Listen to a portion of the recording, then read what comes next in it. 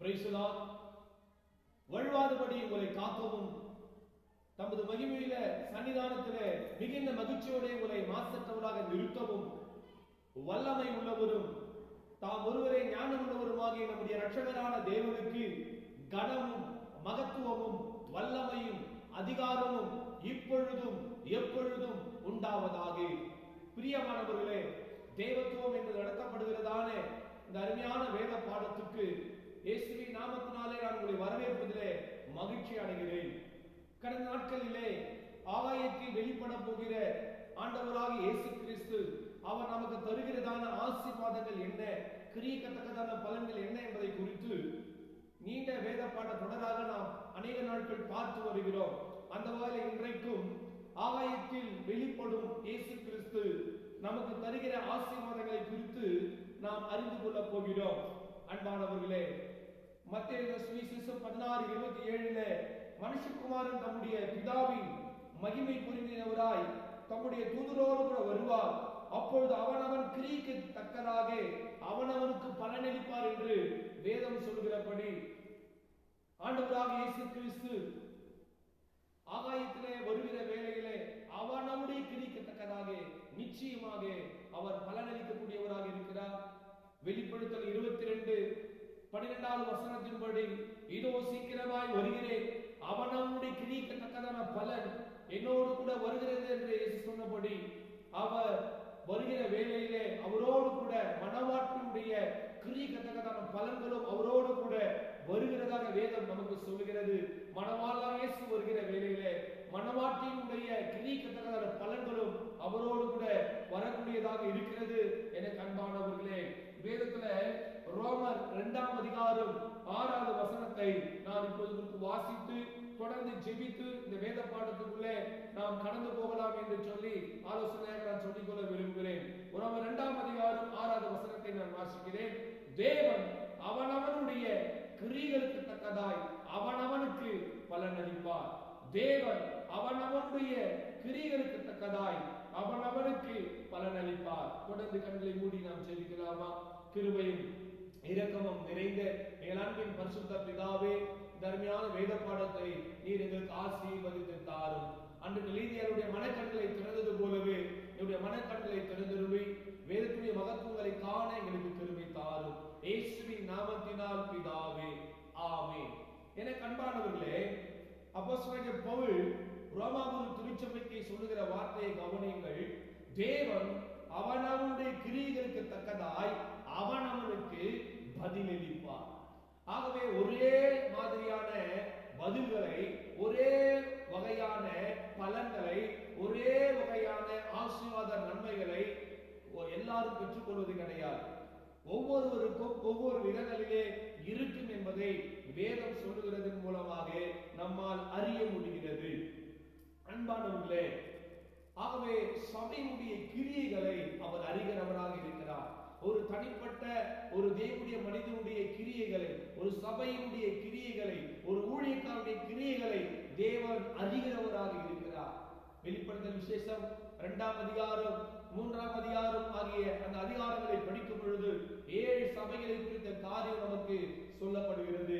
ஆகவே இந்த 7 சபைகளிலே முதல் 5 சபைகளை குறித்து பிரியமானவர்களே நான் உங்களுக்கு சொல்ல விரும்புகிறேன். இந்த 5 சபைகளிலே அவருடைய கிரியைகளை தேவன் அறிந்தவராக இருந்தார். அதில் சில கிரியைகள் பாசிட்டிவாக இருந்தது, சில கிரியைகள் நெகட்டிவாக இருந்தது. அதாவது பிரியமானவர்களே, அதை குறித்து வெளிப்படுத்த 2 வசனத்திலே பார்க்கிற வேளையில நான் வாசிக்கிறேன். ஆகையால் நீ இன்ன நிலைமையில் இருந்து விழுந்தாய் என்பதை நினைத்து மனம் திரும்பி ஆதி செய்த கிரியைகளை செய்வாயாக. இல்லாவிட்டால் நான் சீக்கிரமாய் உன்னிடத்தில் வந்து நீ மனம் திரும்பாத பட்சத்தில் உன் விளக்கு தண்டை அதனிடத்தில் நின்று நீக்கி விடுவேன் என்பதாக எபேசு சபையை பார்த்து தேவனாகிய கர்த்தர் சொல்லுகிற ஒரு காரியத்தை நாம் இங்கே பார்க்கிறோம். பிரியமானவர்களே, அந்த எபேசு சபை ஆதியில் செய்த கிரியைகளை மீண்டும் செய்ய வேண்டும் என்று தேவன் அவர்களை எச்சரிக்கின்றார், அவர்களை உணர்த்துகிறார். ஆதியில் செய்த கிரிகள் என்ன? 4வது வசனம் மேலுள்ள வசனத்தை நீங்கள் பார்க்கிறீர்கள் என்று சொன்னால், ஆதியிலே கொண்டிருந்த அன்பை விட்டா என்று உன் பேரில் எனக்கு குறை உண்டு என்று தேவன் சொல்லுகிறார். ஆகவே ஆதி மீண்டும் அந்த எபேசு சபை செய்ய வேண்டிய அவசியம் இருந்தது. ஏனென்றால் சபையினுடைய கிரியைகளை தேவன் உற்று கவனிக்கிறவராக இருக்கிறார். எனக்கு அன்பான கர்த்தருடைய பிள்ளைகளே, அது மாத்திரமல்ல, வெளிப்படுத்தல் 2ஆம் அதிகாரம் 19வது வசனத்திலே தியத்திரா என்கிறதான சபையை குறித்து தேவன் சொல்லுகிற வேளையில இப்படியாக சொல்லுகிறார்: உன் கிரியைகளையும் உன் அன்பையும் உன் ஊழியத்தையும் உன் விசுவாசத்தையும் உன் பொறுமையையும் முன்பு செய்த கிரியைகளிலும் பின்பு செய்த கிரியைகள் அதிகமாக இருக்கிறதையும் அறிந்திருக்கிறேன். முன்பு செய்த கிரியைகளிலும் பின்பு செய்த கிரியைகள் அதிகமாக இருக்கிறதையும் அறிந்திருக்கிறேன் என்று பிரியமானவரே தியத்திரா சபையை பார்த்து தேவன் சொல்லுகிறார். ஆகவே சபையுடைய கிரியைகளை தேவன் நன்றாக அறிந்தவராக இருக்கிறார். ஆகவே சபையில் இருக்கிற ஒவ்வொரு விசுவாசியுடைய கிரியைக்கு தக்கதாக, ஊழியம் செய்த ஊழியக்காரருடைய கிரியைக்கு தக்கதாக பலனை என் இயேசு ஆகாயத்திலே அவர் கொண்டு வரக்கூடியவராக இருக்கிறார். அதை பெற்றுக் கொள்வதற்கு நாம் பாக்கியவான்களாக மாற இந்த வேத பாடம் நமக்கு பல வகையிலே உதவி செய்கிறது.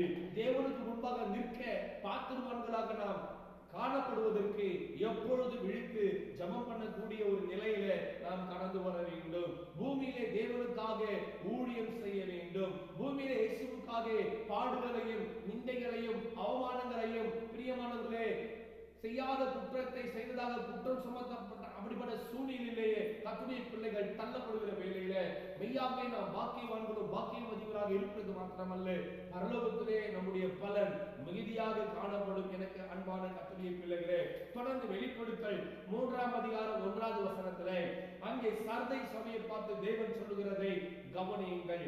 உன் கிரியைகளை அறிந்திருக்கிறேன், நீ உயிர் உள்ளவன் என்று பெயர் பெற்றிருந்தும் செத்தவனாய் இருக்கிறார்.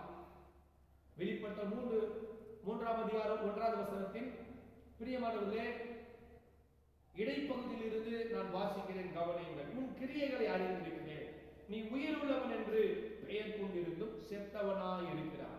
சர்தை சபை ஒரு செத்து போன ஆவிக்குரிய நிலையில, மரித்து போன நிலையிலே அந்த சபையுடைய நிலைமை காணப்பட்டது என்பதை நாம் பார்க்க முடிகிறது. 2வது வசனத்தை பாருங்கள். அதே போல வசனத்தினுடைய குறிப்பிட்ட இடைப்பகுதியில் நான் வாசிக்கிறேன். உன் கிரியைகள் தேவனுக்கு முன் நிறை உள்ளவர்களாக நான் காணவில்லை. ஆண்டவர் சொல்கிறார், உன் கிரியைகள் தேவனுக்கு முன் நிறை உள்ளவைகளாக நான் காணவில்லை என்று தேவன் சொல்கிறார். இன்றைக்கு நம்முடைய கிரியைகள் தேவனுக்கு முன்பாக நிறை உள்ளவைகளாக இருக்க வேண்டும், குறை உள்ளவைகளாக இருக்கக்கூடாது. பிரியமான கர்த்தருடைய பிள்ளைகளே, அவருடைய கிரியைகளை அவர் கவனிக்கிறார். அன்று எபேசு சபையை கவனித்தவர், தியத்திரா சபையை கவனித்தவர், சர்தை சபையை கவனித்தவர். இன்றைக்கும் நம்முடைய சபையை அவர் உற்று கவனிக்கிறவராக இருக்கிறார். ஏனென்றால் சபை தேவனால் ஏற்படுத்தப்பட்டது, தேவன் நம்முடைய சுய ரத்தத்தினாலே கழுவி சம்பாதித்தது என்று சொல்லி அப்போஸ்தலர் 20:28 நாம் பார்க்கிறோம். அந்த சபையோட நிர்வாகியாக பரிசுத்த ஆவியானவர் இருக்கிறார். அந்த சபையை நடத்தக்கூடிய உத்தரவாதங்கள பொறுப்பு, கண்காணி என்கிறதான பொறுப்பை கர்த்தர் ஊழியக்காரர்களாகிய நமக்கு தேவன் சபை நடத்துகிற போதகர்களுக்கு கர்த்தர் தந்திருக்கிறார். தொடர்ந்து வெளிப்படுத்த விசேஷம் 3ஆம் அதிகாரம் 15, 16 ஆகிய வசனங்களை நான் உங்களுக்கு வாசித்து காட்ட விரும்புகிறேன்.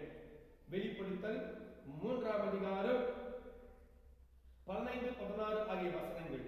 உன் கிரியைகளை அறிந்திருக்கிறேன், நீ குளிரும் அல்ல அனலும் அல்ல.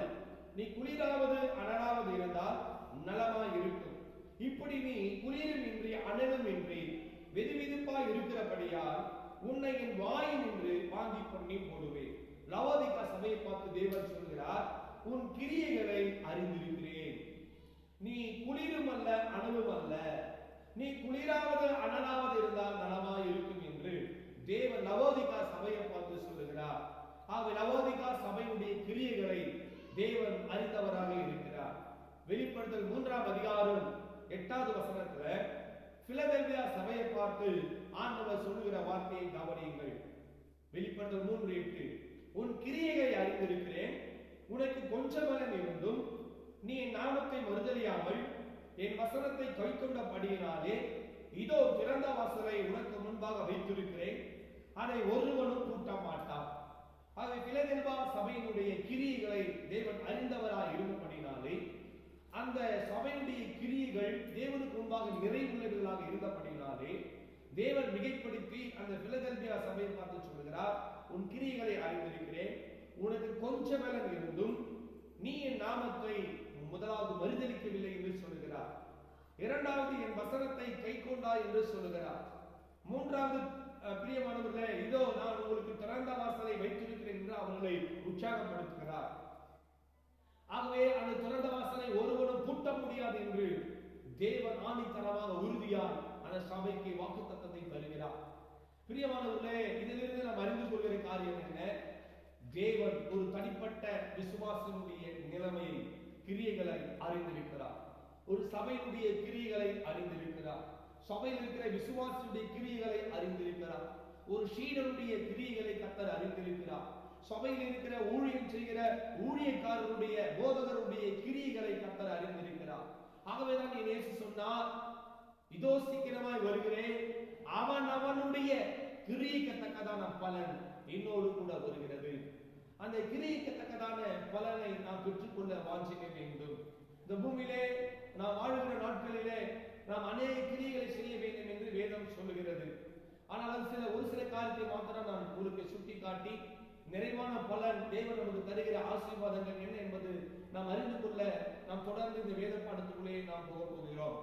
யோவான் 17ஆம் அதிகாரம் 4வது வசனத்திலே இயேசு சொன்னார், நீர் எனக்கு நியமித்த கிரியைகளை செய்து முடித்தேன் என்று சொல்லுகிறார். ஆகவே பிதாவாகிய தேவன் நியமித்த கிரியைகளை குறித்து யோவான் 17:4 நாம் வேதத்திலே பார்க்க முடிகிறது. தேவன் நமக்கு எதை நியமித்தாரோ, எதை செய்ய ஆண்டவர் நம்மை நியமித்தாரோ அந்த காரியங்களை செய்ய இந்த உலகத்திலே நாம் தீவிரமாய் செயல்பட வேண்டும். தேவன் நமக்கு நியமித்த கிரியைகளை செய்து முடிக்க வேண்டும். இரண்டாவது, அப்போஸ்தலர் 26:20 மனம் திரும்புதலுக்கேற்ற கிரியைகளை செய்ய வேண்டும் என்று தேவன் நம்மிடத்தில் எதிர்பார்க்கிறார். அப்போஸ்தலர் 26:20 மனம் திரும்புதலுக்கேற்ற கிரியை. அடுத்து யாக்கோப்பு 2ஆம் அதிகாரம் 20-21 மற்றும் 25-26 ஆகிய வசனங்களை நீங்கள் படிப்பீர்கள் என்று சொன்னால் விசுவாசத்தின் கிரியை நம்மிடத்தில் இருக்க வேண்டும் என்று தேவன் விரும்புகிறார். அன்றைக்கு ஆபிரகாம் கிரியையினாலே அவன் நீதிமானாக மாற்றப்பட்டான் என்பதை யாக்கோப்பு சொல்லுகிறார். ராகாப் என்கிற வேசி கிரியைகளினாலே அவள் விசுவாசத்திலே அவள் கிரியைகளினாலே வெளிப்படுத்தினாள் என்று யாக்கோப்பு சொல்கிறதை வேதத்திலே பார்க்க முடியும். அடுத்து தீத்து 3:14 நற்கிரியைகளை நாம் செய்ய வேண்டும் என்று வேதம் சொல்லுகிறது.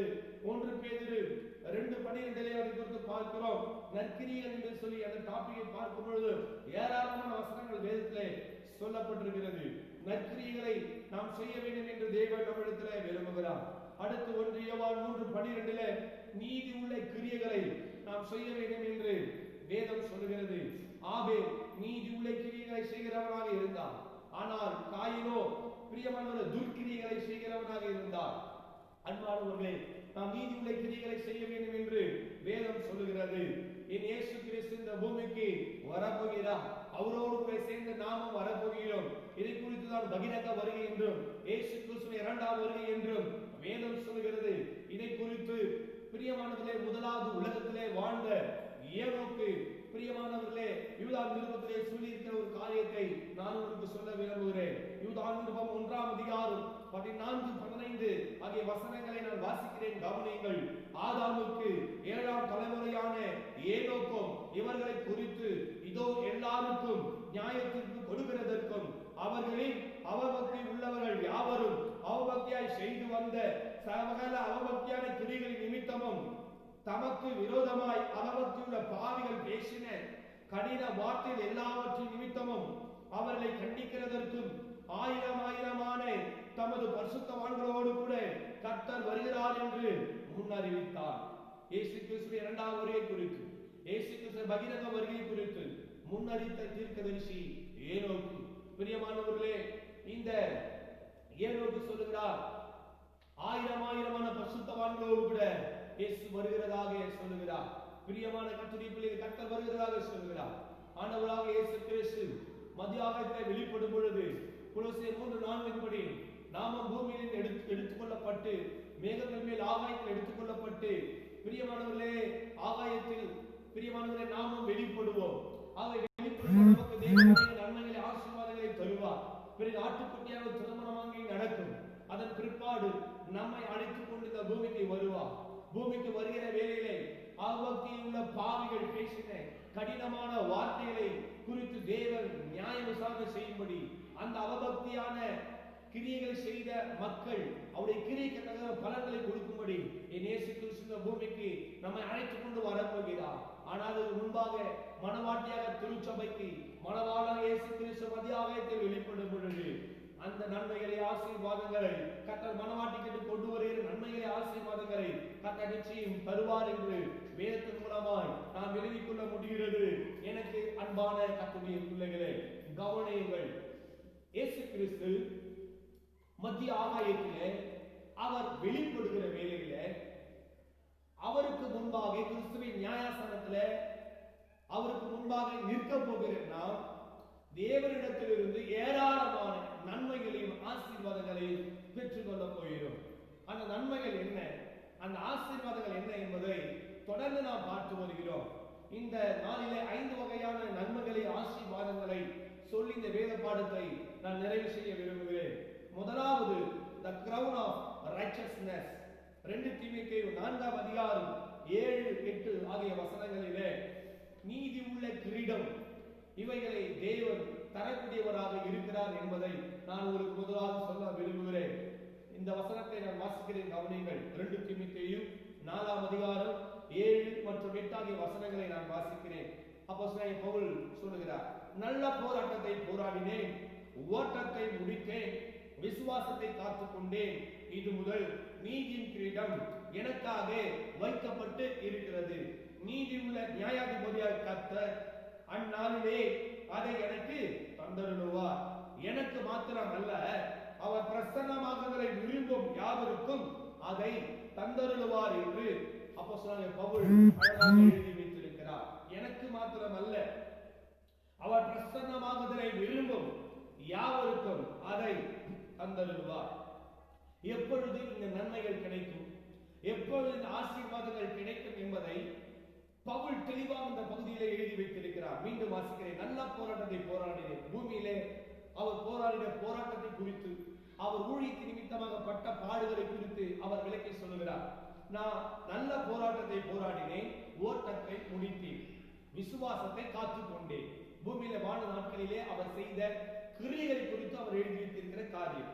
பிறகு சொல்லுகிறார், இது முதல் நீதியின் கிரீடம் எனக்காக வைக்கப்பட்டிருக்கிறது. நீதி உள்ள நியாயாதிபதியை கர்த்தர் அந்நாளில் அதை எனக்கு தந்தருளுவார். எந்த நாளிலே தருவார்? தொடர்ந்து பார்க்கிற வசனத்தை, அவர் பிரசன்னமாக நீதி உள்ள நியாயாதிபதி கர்த்தர் அந்நாளில் அதை எனக்கு தந்தருளுவார். எனக்கு மாத்திரம் அல்ல, அவர் பிரசன்னமாக விரும்பும் யாவருக்கும் அதை தந்தருளுவார். என் இயேசு பிரசன்னமாக போகிறார். என் இயேசு கிறிஸ்து ஆகாயத்திலே மகிமையாய் வெளிப்பட போகிறார். என் இயேசு கிறிஸ்து பிதாவுடைய மகிமை பொருந்தியவராய் ஆகாயத்திலே ராஜாதி ராஜாவாய் தேவாதி தேவனாய் கர்த்தாதி கர்த்தராய் அவர் வெளிப்பட போகிறார். நீதி உள்ள நியாயாதிபதியாய் என் இயேசு வெளிப்பட போகிறார். கிறிஸ்துவின் நியாயாசன சிங்காசன முன்பாக அவர் உட்கார போகிறார். பிரியமானவர்களே, அவர் முன்பாக நாம் வெளிப்பட வேண்டி இருக்கிறது. அந்த நாட்களிலே தேவன் நீதி உள்ள கிரீடத்தை அப்போஸ்தலனாகிய பவுலுக்கு மாத்திரமல்ல, அவருடைய பிரசன்னமாகுதலை விரும்புகிற யாவருக்கும் அந்த நாளிலே அவர் நமக்கு தரக்கூடியவராக இருக்கிறார். என அன்பான கர்த்தருடைய பிள்ளைகளே, ஆகவே அவருடைய பிரசன்னமாகுதலுக்காக நாம் ஆவலோடு காத்திருக்க வேண்டும். பிரியமானவர்களே, மனவாட்டியார் திருச்சபை, இயேசுவே எப்பொழுது நீ வருவி, எப்பொழுது நீ வருவி, சீக்கிரம் மாறும் என்று அவருடைய வருகையை எதிர்நோக்கி, இயேசுவை நோக்கி, அவருடைய வருகைக்காக அவரை நோக்கி நாம் காத்திருக்க வேண்டும். ஆகாயத்திலே அவர் வெளிப்படுவதற்காக நாம் ஆவலோடு காத்திருக்க வேண்டும். எனக்கு அன்பான கர்த்தருடைய பிள்ளைகளே, அடுத்து 1 பேதுரு 5 அதிகாரம் 2, 3, 4 ஆகிய வசனங்களை வாசிக்கிற வேளையிலே இரண்டாவதான ஒரு நன்மையை குறித்து அங்கே நாம் பார்க்கிறோம். இயேசு கிறிஸ்து மத்திய ஆகாயத்தில் மனவாட்டிய திருச்சபைக்கும் ஊழியம் செய்கிற ஊழியக்காரர்களுக்கும் தேவன் தருகிற நன்மைகள் அங்கே சொல்லப்பட்டிருக்கிறது. the crown of glory. பிரியமானவர்களே, மகிமையுள்ள வாடாத கிரீடத்தை என் இயேசு தரக்கூடியவராய் இருக்கிறார் என்பதை இந்த வேத பகுதியிலே நாம் பார்க்க முடியும்.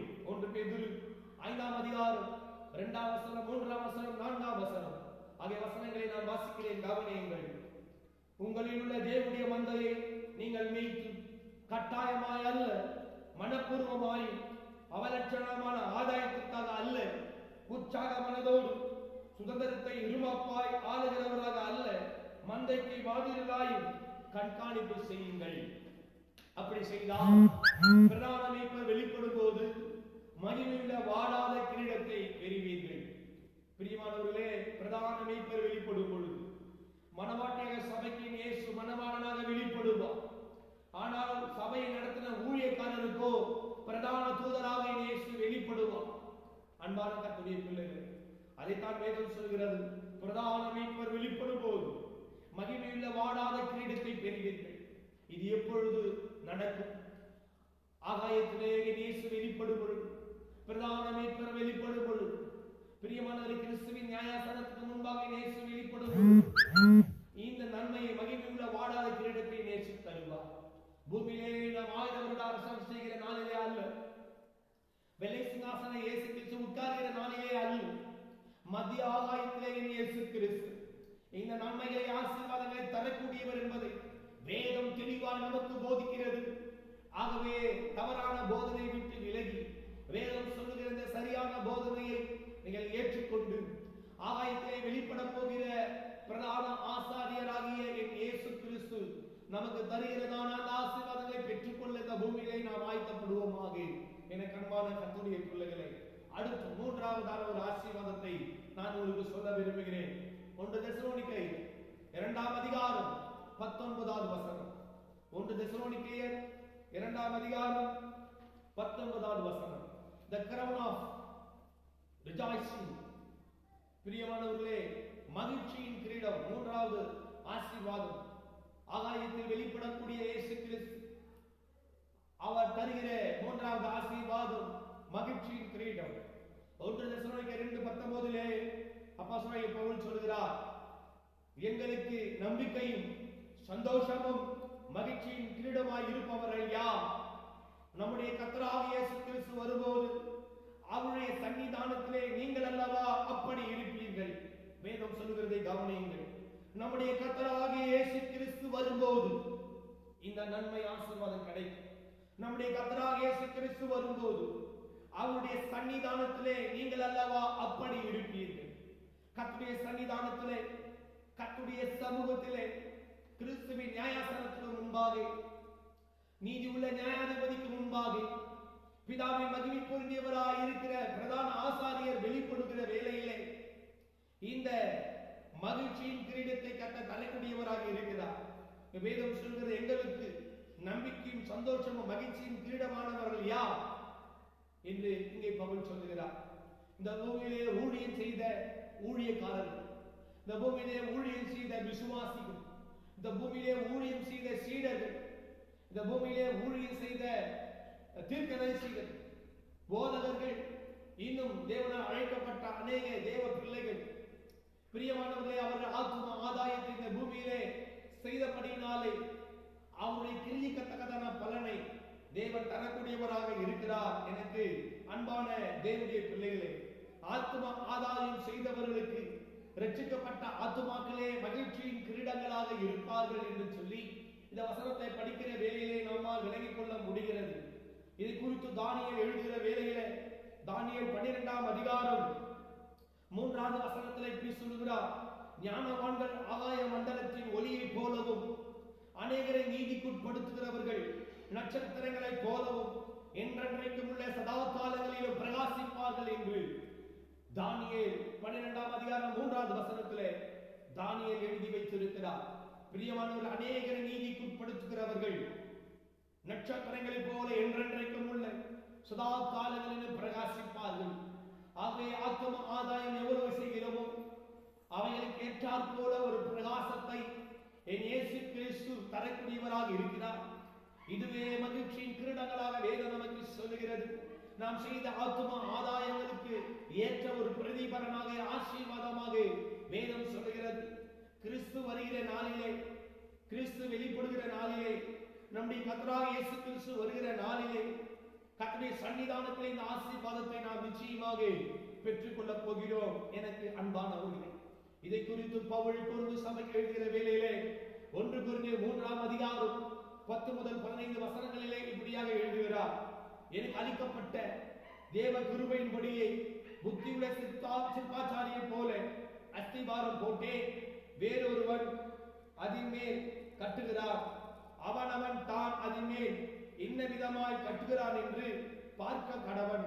போடப்பட்டிருக்கிற அஸ்திபாரமாகிய இயேசு கிறிஸ்துவை அல்லாமல் வேறு அஸ்திபாரத்தை போட ஒருவனாலும் கூடாது. ஒருவன் அஸ்திபாரத்தின் மேல் பொன், வெள்ளி, வெளியேறப்பட்ட கல், மரம், புல், வைக்கோல் ஆகிய இவைகளை கட்டினால் அவனவனுடைய வேலைப்பாடு வெளியாகும். நாளாவது அதை விளங்க பண்ணும். ஏனெனில் அது அக்னியினாலே வெளிப்படுத்தப்படும். அவனவனுடைய வேலைப்பாடு எத்தன்மை உள்ளதென்று பரிசோதிக்கும். அதன் மேல் ஒருவன் கட்டினதை நினைத்தால் அவன் கூலியை பெறுவான். ஒருவன் கட்டினது நின்று போனால் அவன் நஷ்டம் அடைவான், அவனோ ரட்சிக்கப்படுவான். அதுவும் அக்னி அகப்பட்டு தப்பினது போல் இருக்கும். எனக்கு அன்பான கர்த்தருடைய பிள்ளைகளே, ஒவ்வொரு ஊழியக்காரருடைய ஊழியங்களும் அக்னியினாலே பரிசோதிக்கப்படுகிறது. ஆகவே பரிசோதிக்கப்படுகிற வேளையிலே வேதம் சொல்கிறதை கவனியுங்கள். அதின் மேல் ஒருவன் கட்டினதை நிலைத்தான் அவன் கூலியை பெறுவான் என்று பவுல் சொல்லுகிறார். பிரியமானவரை, போடப்பட்டிருக்கிற அஸ்திபாரமாக இயேசு கிறிஸ்துவின் மீது கட்டப்படுகிற சபை, மாளிகையாக தேவனுடைய ஆலயமாக கட்டப்படுகிற சபை, அதற்காக பிரயாசத்தோடு செய்கிற ஊழியங்கள், இந்த பூமியிலே செய்யப்படுகிற சபை ஊழியங்கள், இவைகள் பரிசோதிக்கப்படுகிற வேளையிலே பிரியமானவர்களே, ஒவ்வொரு ஊழியக்காரர்களும் அவர்கள் செய்த ஊழியத்திற்கான கூலியை, பிரதிபலனை, தக்க பலனை, பிரியமான நீதியான பலனை, பொக்கிஷத்தை, கிரீடத்தை என் இயேசு தரக்கூடியவராக இருக்கிறார். ஆகவே தான் வேதம் சொல்லுகிறது, அவன் கூலியை பெறுவான் என்று வேதம் சொல்லுகிறது. ஒருவன் கட்டினது விந்து போனால் அவன் நஷ்டம் அடைவான் என்று வேதம் சொல்லுகிறது. ஆனால் ஊழியம் செய்த ஊழியக்காரனோ ரட்சிக்கப்படுவார். ஆனால் அவன் மூலமாய் ஆத்துமாக்கள் ரட்சிக்கப்படாமல் இருப்பான் என்று சொன்னால் அதற்கான கூலி அவனால் பெற முடியாது, அவன் நஷ்டம் அடைவான். ஆகவே தான் தேவனுடைய சன்னிதானத்திலே நிற்க நாம் தைரியம் உள்ளவனாக இருக்க வேண்டும் என்று நிருபங்களிலே வேதம் நமக்கு சொல்லுகிறது. பிரியமானவர்களே, நாம் தைரியம் உள்ளவர்களாக இந்த உலகத்திலே தேவ சித்தத்தின்படி நாம் ஊழியம் செய்வோமானால் அந்த தைரியத்தை பரிசுத்த ஆவியானவர் நமக்கு தருகிறார். அந்த தைரியத்தோடு தேவ சன்னிதானத்திலே தேவனுக்கு முன்பாக நாம் நிற்க முடியும். அப்படி நிற்க தேவன் பாத்திரவன்களாய் தேவன் நம்மை மாற்ற முடியும். எனக்கு அன்பான தேவனுடைய பிள்ளைகளே, ஊழியம் செய்த ஊழியக்காரர்களுக்கு ஏற்ற ஒரு பிரகாசத்தை, கூலியை, ஆசீர்வாதத்தை, நன்மையை என் தேவன் தரக்கூடியவராக இருக்கிறார். அடுத்து 4வதாக 1 கொரிந்தியர் 9ஆம் அதிகாரம் 25, 26 ஆகிய வசனங்களை வாசிக்கிற வேளையில அடுத்து 4வதாக தருகிறதானே ஒரு ஆசீர்வாதம் வேதம் நமக்கு சொல்கிறது. the crown of incorruptible என்று சொல்லக்கூடிய ஒரு ஆசீர்வாதம், அழிவில்லாத கிரீடத்தை என் இயேசு தரப்போவதாக வேதம் சொல்கிறது. வாசிக்கிறேன், கவனியுங்கள். 1 கொரிந்தியர் 9ஆம் அதிகாரம் 25, 26 ஆகிய வசனங்கள். பந்தயத்திற்கு போராடுகிற யாவரும் எல்லாவற்றிலேயும் இச்சை அடக்கமாய் இருப்பார்கள். அவர்கள் அழிவுள்ள கிரீடத்தை பெரும்படிக்கு அப்படி செய்கிறார்கள், நாமோ அழிவில்லாத கிரீடத்தை பெரும்படிக்கு அப்படி செய்கிறோம். அன்பான கர்த்தருடைய பிள்ளைகளே, இந்த உலகத்திலே ஒரு மனிதன் ஓட்டப்பந்தயத்திலே ஓடுகிறவனுக்கு முதலாவது பரிசு என்றும், 2வது பரிசு என்றும், 3வது பரிசு என்றும் கொடுக்கப்படுகிறது. தொடர்ந்து ஓடுகிறவருக்கு கூட ஆறுதல் பரிசு என்று கொடுக்கப்படுகிறது.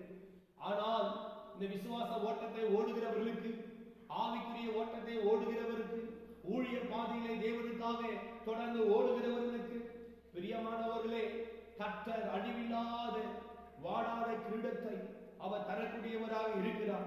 இந்த கிரீடத்தை பெற்றுக்கொள்ள நாம் வாஞ்சிக்க வேண்டும். பவுல் சொல்கிறார் கலாத்தியர் 2:2, ஓடுகிறதும் ஓடினதும் வீணாய் போகாதபடிக்கு எண்ணிக்கை உள்ளவர்களுக்கு விவரித்து காண்பித்தேன் என்று சொல்லுகிறார். ஆகவே நாம் ஒரு சில மக்களாக இருந்தாலும், இன்னைக்கு குறைவுள்ளவராக இருந்தாலும் கிறிஸ்துவின் நற்செய்தியை நாம் அறிவிக்க கடமைப்பட்டிருக்கிறோம். ஆகவே கிறிஸ்துவின் சுவிசேஷ வார்த்தைகளை பிரசங்கிக்க பிறருக்கு நாம் சொல்ல கடமைப்பட்டிருக்கிறோம். ஏனென்றால் இது நம்முடைய தலைமையில் விழுந்த கடமையாக இருக்கிறது. பிரியமான தேவனுடைய பிள்ளைகளே, அடுத்து யாக்கோப்பு 1ஆம் அதிகாரம் 12வது வசனத்துல 5வது ஆசீர்வாதம் வேதம் நமக்கு சொல்லுகிறது. the crown of life, ஜீவ கிரீடம். 5வது ஆசீர்வாதம் மத்திய ஆகாயத்துல என் இயேசு கிறிஸ்து வெளிப்படும் பொழுது அவர் தருகிற 5வது ஆசீர்வாதங்கள் வேதம் நமக்கு சொல்லுகிறது. பிரியமான முதலாவது 4வது ஆசீர்வாதத்தை பார்க்கிற வேளையிலே அழிவில்லாத ஆசீர்வாதம் யாருக்கு கிடைக்கும்? இச்சை அடக்கத்தோடு ஓடினவர்களுக்கு, பரிசுத்தமுள்ள வாழ்க்கை வாழ்ந்தவர்களுக்கு, இந்த உலகத்தில் எல்லா விதமான அசுத்தமான அசுசியான காரியங்களுக்கு விலகி தங்களை தப்பிவித்துக் கொண்டு பரிசுத்தமான உலகத்தில் வாழ தீர்மானம் எடுத்து, பிரியமானவர்களே, கண்ணின் இச்சை, மாம்சத்தின் இச்சை, ஜீவனத்தின் பெருமை இவைகளுக்கு விலகி தன்னை காத்து கொண்டவர்களுக்கு, குடி, போதை போன்ற வஸ்துகளுக்கு அடிமையாகாதபடிக்கு, விபச்சார, வேசிதனம் போன்ற பாவ காரியங்களுக்கு அடிமையாகாதபடிக்கு, பிரியமானவர்களே, உலகத்தோடு ஒத்து போகாதபடிக்கு, பிரியமான உலகத்தின் வேஷங்களை தெரித்துக் கொள்ளாதபடிக்கு, தேவன் சொன்ன வார்த்தையின்படி வாழ்ந்த தேவனுடைய பிள்ளைகளுக்கு இந்த ஆசீர்வாதத்தை கர்த்தர் தரப்போகிறார். அடுத்து ஜீவ கிரீடத்தை இயேசு யாருக்கு தரப்போகிறார் என்று சொன்னால், யாக்கோபு 1:12 வாசிக்கிறேன், கவனியுங்கள். சோதனையை சகிக்கிற மனுஷன் பாக்கியவான், அவன் உத்தமன் என்று விளங்கின பின்பு கர்த்தர் தம்மிடத்தில் அன்பு கூறுகிறவர்களுக்கு வாக்குத்தத்தம் பண்ணின ஜீவ கிரீடத்தை பெறுவார்.